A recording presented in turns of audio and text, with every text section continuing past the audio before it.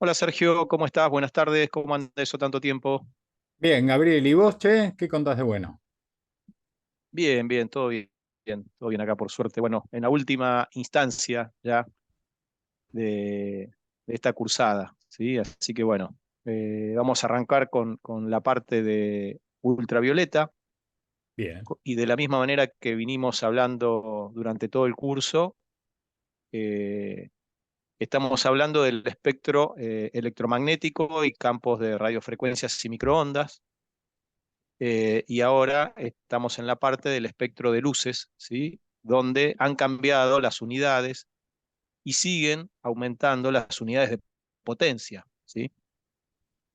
Ya dejamos de hablar en hertz, dejamos de hablar en nanómetros y ahora estamos hablando en unidades de potencia, ¿sí? Porque ya las longitudes de onda son tan pequeñas que hablamos en unidades de potencia, ¿sí? Así que lo que vamos a ver en el transcurso de la clase de hoy es básicamente las definiciones de las radiaciones ultravioleta, ¿sí? Que forman parte del espectro lumínico. Es la última banda del espectro lumínico ya llegando prácticamente a la luz negra, ¿sí? Eh, y que la tenemos con varias fuentes artificiales y claramente una fuente natural, ¿sí? La fuente natural es la del Sol, eh, que la tenemos presente todos los días de cada día, aunque esté nublado también, porque claramente los rayos ultravioletas traspasan las nubes, pero se dividen en tres bandas los rayos ultravioletas. La banda A, la banda B y la banda C, ¿sí? Cada uno con una longitud de onda distinta, cada vez más pequeña, a medida que vamos aumentando la banda y nos vamos aproximando a la luz negra. Y ahora también dentro de un ratito vamos a hablar qué es esto de la luz negra y para qué suele utilizarse, ¿sí? Pero dentro de los espectros de banda de luz ultravioleta A, son las que emitidas por el Sol, en el caso de una fuente natural, son atravesadas a través de la atmósfera, ¿sí? Y pasan en su totalidad o casi en el 100% de su totalidad y afectan directamente en la dermis, ¿sí? Afectan directamente a los trabajadores expuestos en trabajos en vía pública, que sumadas a las horas de traslado y sumadas a las horas de ocio, más las horas laborales, y muchas veces hacen un combo de exposición que muy difícilmente pueda saberse, salvo la hora, en qué momento una persona adquirió mayor o menor cantidad de radiación ultravioleta, ¿sí? Luego está la luz ultravioleta B, que en gran parte es filtrada en la atmósfera, ¿sí? No llega a pasar, muy poco pasa, y la luz ultravioleta de banda C, que directamente es filtrada en el 100% por la capa de la atmósfera, ¿sí? Después podemos ver distintos usos, distintas fuentes artificiales, que es lo que vamos a ir viendo durante el transcurso de este video, pero los conceptos que pueden encontrar aquí en esta presentación son los conceptos que están relacionados con todo el espectro fotolumínico, ¿sí? Siempre vamos a hablar de un aumento de la longitud de onda a medida que vamos aumentando en el subíndice A, B o C. Consideremos el ejemplo que puse aquí, la energía radiante que propaga el Sol eh, viaja a una velocidad de 300.000 kilómetros por segundo, ¿sí? Que es la velocidad de la luz, concretamente. Si nosotros tomáramos la distancia que hay entre la Tierra y el Sol, ese tiempo de recorrerlo sería muy corto. En 8 minutos ya llegaría la radiación, ¿sí? Como para que tomemos en cuenta la longitud de onda, de qué valores de velocidad estamos hablando y de la exposición a la cual vamos a estar expuestos, valga la redundancia, si no nos cuidamos de manera tanto laboral como fuera del contexto laboral, ya sea en el traslado o en cuestiones de ocio, ¿sí? Como decíamos recién, eh, se dividen en 3 longitudes de onda distintas o en 3 bandas distintas, para hablar con un poco más de precisión. La banda que va de los 320 a los 400 nanómetros, la banda que va de los 280 a los 320 nanómetros, y las bandas que tienen longitudes de onda menores a 280 nanómetros, ¿sí? Claramente, como dijimos, tenemos fuentes naturales, que la podemos ver dentro del primer gráfico, todo el espectro lumínico del primer gráfico, o fuentes artificiales, como puede ser un haz de soldadura. Por eso las protecciones, no solamente ante las chispas, sino más concretamente sobre el arco que se produce y sobre la radiación, la gran cantidad de energía concentrada en muy poca dosis de tiempo, ¿sí? Como dijimos recién, una de las fuentes naturales o la fuente natural por excelencia es el Sol, que es lo que vinimos hablando en este contexto. Allí tenemos que la radiación ultravioleta C es filtrada totalmente por la capa de la atmósfera. Una pequeña porción de la B es atravesada, ¿sí?, en la atmósfera, y la A es la que pasa en su totalidad, ¿sí? Como fuentes artificiales, podemos mencionar los arcos de soldadura industrial, que son los que hacíamos referencia recién, ¿sí? Acá hay que tener cuidado porque la concentración de energía es extremadamente alta en relación con la dosis de tiempo a la cual podemos estar expuestos, ¿sí? No solo lo vamos a ver en quemaduras cutáneas por las chispas que saltan, sino también a la distancia que esté el operador y el ayudante del operador, porque muchas de estas tareas son realizadas por un operador y un ayudante, y los dos están expuestos, en mayor o menor medida, en función de la distancia, a la radiación ultravioleta.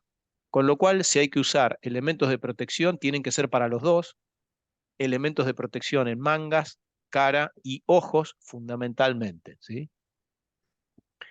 Luego también podemos encontrar lámparas de radiaciones ultravioletas en el sector de la industria, ¿sí?, como barreras fotolumínicas, espectros fotolumínicos para trabajar con tintas, pinturas, revestimientos plásticos, ¿sí? La probabilidad de exposición aquí es muy baja por la dosimetría, la cantidad de energía es muy baja, así que no hay un riesgo de alta exposición, ¿sí? Luego tenemos la luz negra, que también está dentro del espectro lumínico correspondiente al final de la banda del ultravioleta. Esto clásicamente se usa en materiales fotoluminiscentes o luminol cuando se hacen los peritajes para descubrir si hay sangre u otros tipos de fluidos. Y si no, también se puede encontrar ya desde hace muchísimos años en los boliches que junto con los rayos láser uno puede ver a través del reflejo de la luz negra el haz conductor en su plenitud en la banda o longitud de onda que corresponda, esto quiere decir en el color que se esté modulando el láser, ¿sí? También se usa para tratamientos médicos con distintos fines de diagnósticos terapéuticos, ¿sí? Básicamente los niveles de exposición para la persona a tratarse es bajo, pero la persona que está trabajando es la que puede llegar a tener por rebotes en las distintas paredes mayor exposición. Tampoco el valor es crítico, pero sí es acumulativo, ¿sí? Con lo cual la persona tiene que estar con algún atuendo de alguna manera que pueda permitirle una barrera de protección, ¿sí? Otra de las aplicaciones lo podemos encontrar claramente como un agente germicida, ¿sí? Esto es muy común encontrar en los laboratorios o en los centros médicos o mismo también en las clínicas, aparatos con luz ultravioleta que cumplen la función de bactericidas o germicidas, ¿sí? Esto es de uso hoy ya muy común en toda la actividad médica, ¿sí? Y por último, uno de los aspectos que se han descubierto relativamente hace poco tiempo es el factor cosmético o el bronceado cosmético, ¿sí?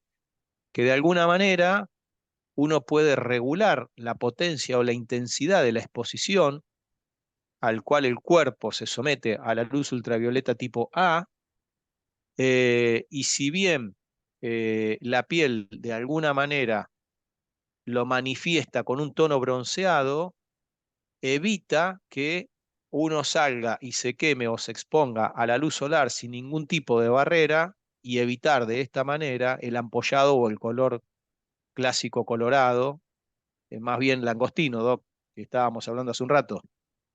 El camarón. Camarón, eso. Sí, sí, el color camarón, exacto. Por último, y tal vez no menos importante, pero esto lo vinimos hablando en los otros espectros lumínicos, ¿sí? En el infrarrojo también. Las lámparas fluorescentes que se usan en la vía pública, o en el entorno doméstico también emiten pequeñas cantidades de radiaciones ultravioletas. Claramente esta exposición es muy baja, si bien el tiempo de exposición es muy alto y por eso la dosis es muy baja. eh, lo podemos encontrar también en las lámparas de tungsteno o las clásicas lámparas halógenas. Estas sí suelen ser de mayor potencia. En estas por ahí hay que tener un poco de mayor cuidado, lo mencionábamos la vez pasada en reflectores de alta potencia como pueden utilizarse en los estadios de fútbol o para iluminar, no sé, autopistas, ¿sí? Ahí por ahí hay que tener más cuidado en el tiempo de exposición, ¿sí? Si bien lo que recomendamos es como barrera de protección o medidas preventivas, trabajar sobre medidas administrativas generalmente, pero tratar de regular el tiempo de exposición y si hay más de un trabajador, poder alternar en esa actividad, ¿sí? ¿Cómo la podemos medir o qué medidas de control podemos tomar? Bueno, acá existen tanto dosímetros como espectroradiómetros, que son algunos de los instrumentos para medir, ya sea de forma puntual o de forma acumulativa, los niveles de exposición a los que se puede estar en el entorno laboral o al aire libre, ¿sí?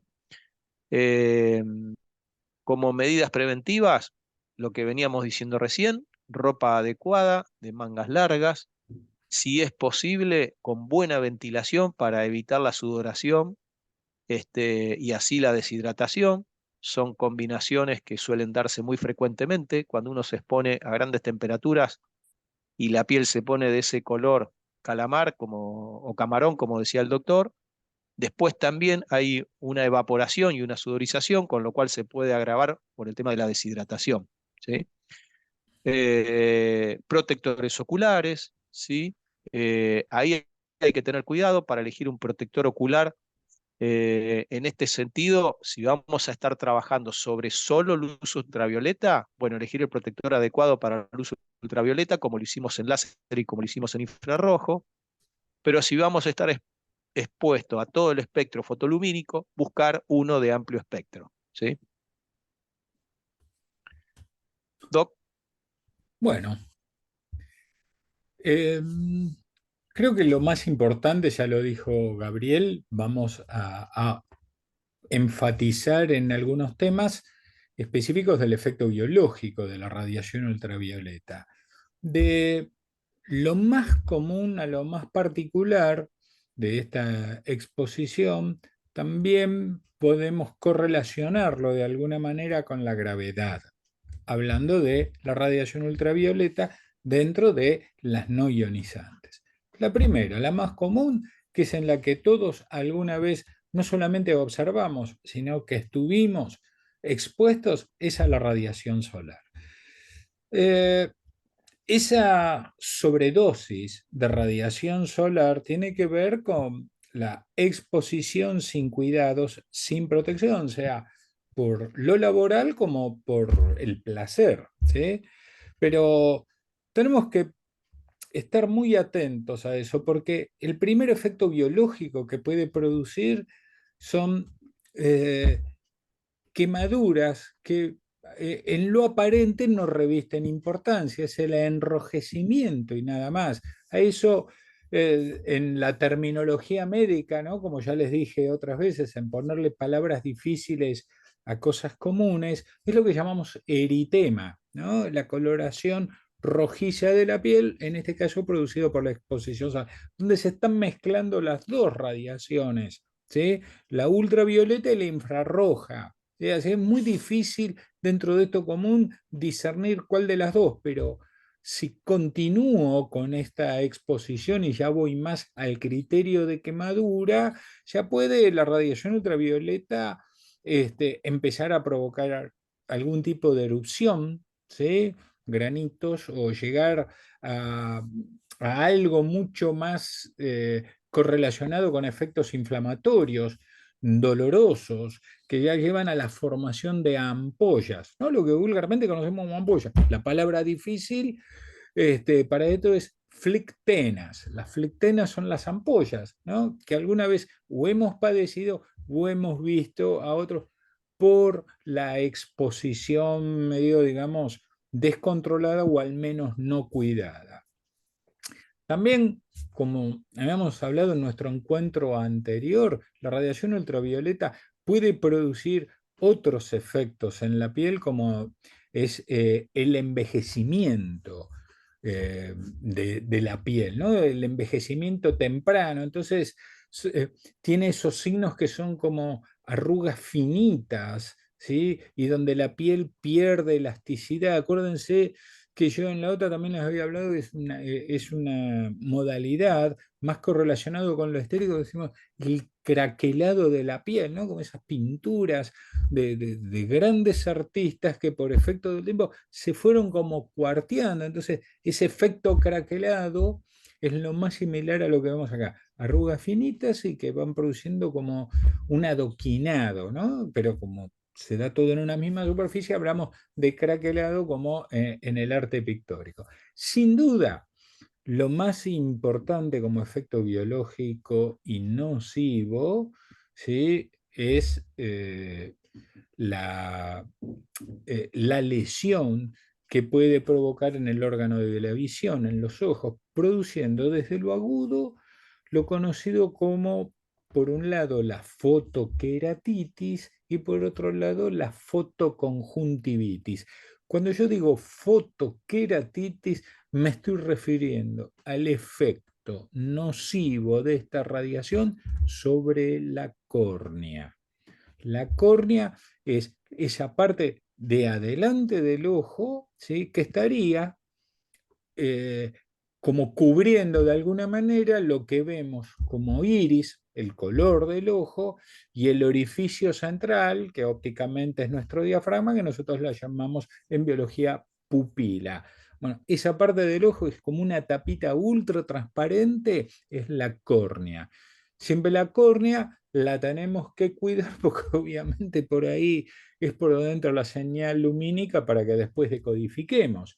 Entonces, el efecto de la radiación ultravioleta puede provocar una inflamación de la córnea, que es lo que llamamos fotoqueratitis, y la puede llegar a opacificar y ya trayendo problemas que tienden a la cronicidad, o sea, a la pérdida de la visión en más o en menos, de acuerdo al tiempo de exposición, a la intensidad de esa radiación y la dosis sería, en definitiva, como ya otras veces no hablamos, lo hablamos. Y la fotoconjuntivitis es el mismo proceso inflamatorio en la parte transparente del ojo que vemos, pero que como es muy transparente, la asociamos con otra parte de ojo que la llamamos, que se llama esclerótica. Lo que cubre la esclerótica no es ni más ni menos que lo que vemos como el blanco del ojo. Bueno, por delante de eso, protegiéndola, está esta membrana conjuntiva que cubre todo el ojo y se refleja sobre el párpado, que tiene funciones de hidratación, de limpieza, de cuidado, de protección, que se interrumpe por delante justo donde empieza la córnea. Si se inflama, tenemos entonces la fotoconjuntivitis. Esto es muy importante tenerlo presente porque va ligado al tiempo y a la dosis de exposición y a la utilización o no de protección. tanto en el ámbito laboral, como son los EPPs a los cuales ya se refirió Gabriel, como también a veces en esa exposición no cuidada y que ya llega o entra en los límites de lo desmedido cuando uno lo hace para estar bronceado, etc.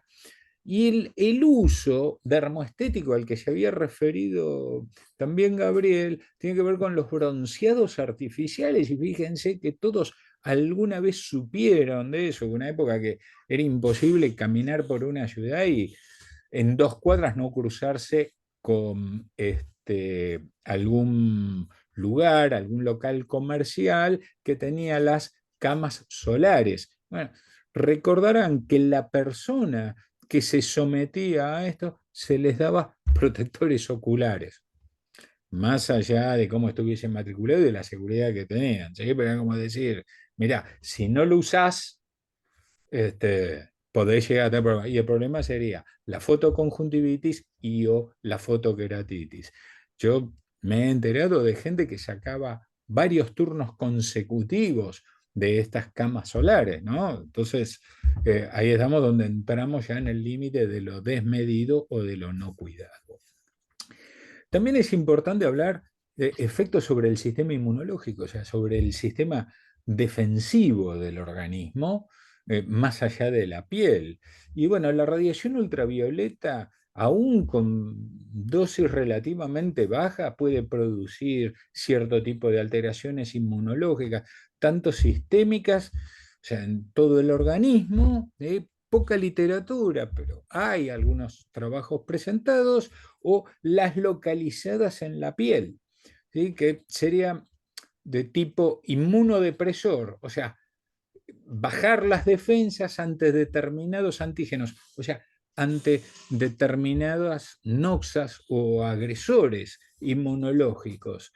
Y esto favorece, obviamente, también podemos llegar hasta decir que de alguna manera contribuyen a inducir la aparición de cánceres de piel. No es que lo provoquen, ¿sí? No es que lo provoquen, ¿sí? No, eh, no es algo como dato menor, no para ponernos paranoicos, ¿sí? Pero como para tenerle respeto y cuidado, porque inclusive habría cierta parte de esta radiación que aún utilizando protectores solares, las pantallas adecuadas, podría atravesar, llegar a piel, empezar a inducir estos cambios que favorecerían. Acordémonos que siempre se cumple aquello de dosis, tiempo de exposición, pero que también los efectos son o pueden ser acumulativos. Si hablamos específicamente de cáncer de piel, bueno, acá ya estamos hablando más que nada de una exposición crónica, y dentro de la exposición, o sea, crónica muy prolongada en el tiempo, podríamos decir, y más que nada de las radiaciones ultravioletas de tipo B, y en menor medida a las de tipo A, que inducen a la aparición de carcinomas de tipo escamoso, así le dicen los patólogos, ¿sí? In situ, pero que son invasivos, in situ porque están localizados, son invasivos porque se infiltran más allá de lo que vemos en forma directa. Ya hablando de algunas variedades que revisten cierta gravedad si no son cuidados, investigados, o sea, diagnosticados y tratados a tiempo. Este, con respecto a la fotodermatología, ¿sí? Tiene aplicación diagnóstica y hay dentro del espectro otros mecanismos diagnósticos y o terapéuticos que dentro del mundo de la dermatología a veces se cuestionan, están en completo desarrollo e investigación. Bueno, como nos pasa siempre en una ciencia tan no exacta como es la medicina, donde en algunas cosas pueden llegar a haber dos bibliotecas. Lo concreto es que de la radiación ultravioleta no ionizante tenemos usos estéticos y médicos que tendrán que ver con el bronceado de la piel, algunos tratamientos específicos o por lo menos coadyuvantes de enfermedades como la psoriasis, donde utilizamos la de tipo A, la de otras enfermedades o manifestaciones clínicas como es el prurito urémico, es el ardor, la picazón producida por los incrementos de urea en sangre que están vinculados a otras enfermedades renales y o hepáticas.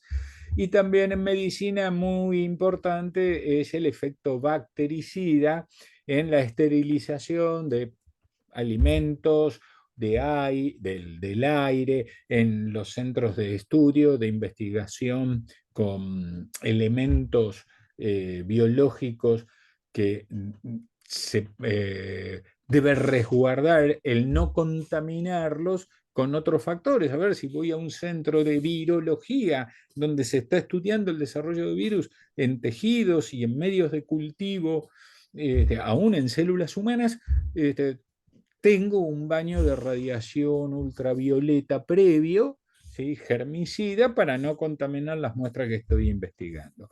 Y también hay una parte de utilización terapéutica de estas radiaciones dentro de la medicina más específica, como les había dicho antes, que es el germicida. O sea, a través son reacciones que están vinculadas con el peróxido de hidrógeno, que a nivel celular, de donde yo lo estoy aplicando, destruirían a los gérmenes, como también en otro tipo de reacciones que producen ozono tóxico, y este es el reactivo que destruiría al microorganismo contaminante. Hay un poco más de material en el texto que compartimos en la plataforma, pero creo que con esto, y para no extenderme más, ya hablamos bastante de los efectos biológicos, ¿no? Bueno, Sergio, continuamos con la secuencia que venimos transitando en todo el material. Ahora vamos a ver el marco normativo.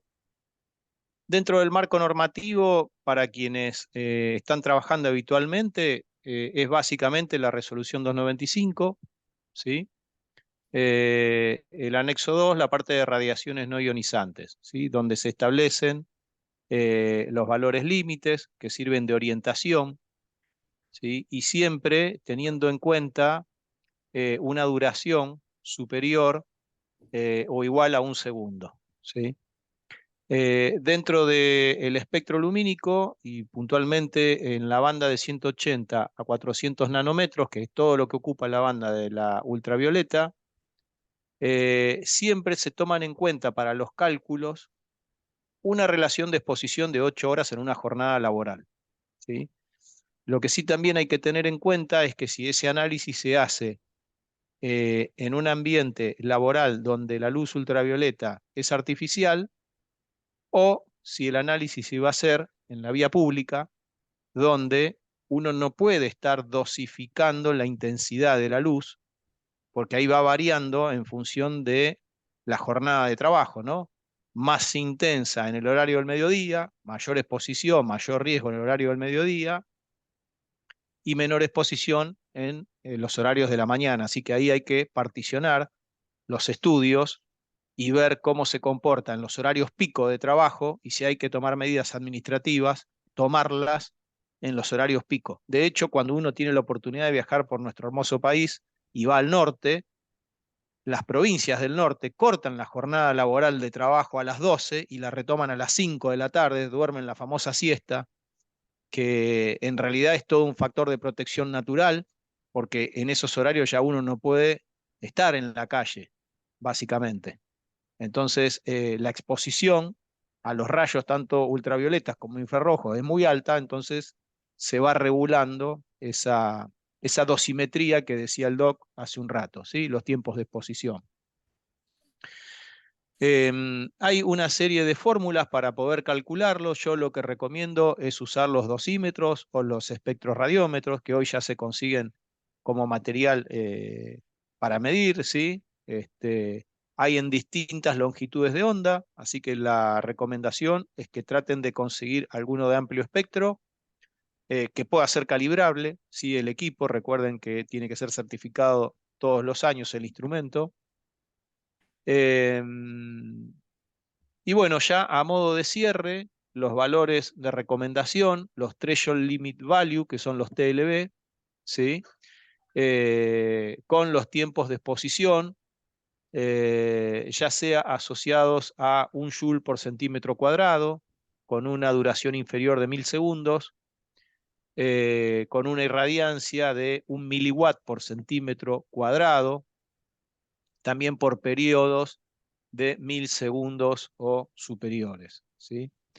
En este caso, todos los límites anteriores que venimos hablando de radiaciones ultravioletas, al igual que el resto, tienen un ángulo, ¿sí?, de detección donde se toma como valor de referencia 80 grados para el cálculo, ¿sí? Por eso a la hora de tener que elegir un elemento de protección personal para la vista, sobre todo, tienen que buscar los protectores oculares que estén relacionados con estos ángulos de deflexión, ¿sí? En las tablas que están dentro del marco regulatorio, no vamos a ahondar en esto, pero en esas tablas se establecen los valores límites eh, en, en longitudes de onda de nanómetros, ¿sí? Con valores límites expresados en joule por metro cuadrado o en milijoule por centímetros cuadrados. Eh, Esto te permite poder trabajar con distintos instrumentos, con distintas unidades, ¿sí? Pero siempre todo esto está enfocado a el trabajador sano, sin ninguna presencia de lesión previa y para una jornada máxima de 8 horas. Por último, y para ir redondeando, me pareció muy oportuno un apunte que tiene publicada la Superintendencia de Riesgo de Trabajo, ¿sí?, que es una guía de actuación y diagnóstico publicada en el 2019, con características, digamos, técnicas de alguna manera, con medidas de protección, con medidas de formación y cuidados y accesos a especialistas y expertos, que recomiendo que la vean. Está puesta como material de consulta. Acá, a modo de referencia, puse esta tabla, donde hace referencia a las gafas de sol, a la ropa apropiada, a los cascos o sombreros con la monjita clásica que se ve detrás, porque muchas veces la nuca es la que después termina padeciendo mayor tiempo de exposición sin darnos cuenta, o también los tan controvertidos protectores solares, ¿sí?, que muchas veces son solicitados a las empresas como una medida de prevención, pero que también tienen su efectividad y su durabilidad en función de la sudorización y del tipo de tarea que se realice, si es sobre todo en vía pública, ¿sí? Entonces, la mejor medida de protección es una barrera, y si la barrera puede ser una manga larga, mucho mejor, ¿sí? Así que bueno, esto es todo, Doc. Con esto estamos cerrando el ciclo de radiaciones no ionizantes. Y bueno, la verdad que ha sido un gusto compartir contigo este espacio, Igualmente, Gabriel. y en poco tiempo vamos a estar disponibilizando los últimos videos con la presentación en PowerPoint para que también la tengan disponible y nos puedan hacer vía el foro las consultas que ustedes consideren oportunas. Bueno, Doc, ¿algo que quieras para no, cerrar? muchas gracias a todos por el, no sé si tolerarme o aguantarme. En principio vos, Gabriel, que a veces no sabés este, qué señal hacerme para que yo no me cope tanto, pero disfruto mucho pasionalmente con el tema de poder compartir lo que uno, eh, más que nada tropezando, ¿sí? Fue aprendiendo y acumulando conocimiento y experiencia como para que después poder hablar desde eso, ¿no? Desde el evitar que otros tropiecen con lo que uno también tropezó. Así que muy, muy agradecido a ti y bueno, y a todos los que nos siguieron a lo largo de la cursada de esta asignatura. Por mi lado, Bueno, bueno. Esperemos que les vaya Gracias a muy bien la en el examen, ¿no? superintendencia y gracias a la UNTREF por esta nueva oportunidad. Y bueno, como decía Sergio, gran parte de lo que nosotros aprendimos en nuestra vida laboral lo hemos aprendido del error, del tropiezo, porque me parece que, y esto es una mención personal, el error es la base de todo aprendizaje, ¿sí? Si no hay error, no se aprende, pero también hay que tener la humildad para reconocer el error, así que es doble el aprendizaje, ¿sí? Así que te lo agradezco, Sergio, por traerlo acá al video y bueno, hasta pronto. Hasta pronto, gente. Nos vemos. Chau, chau.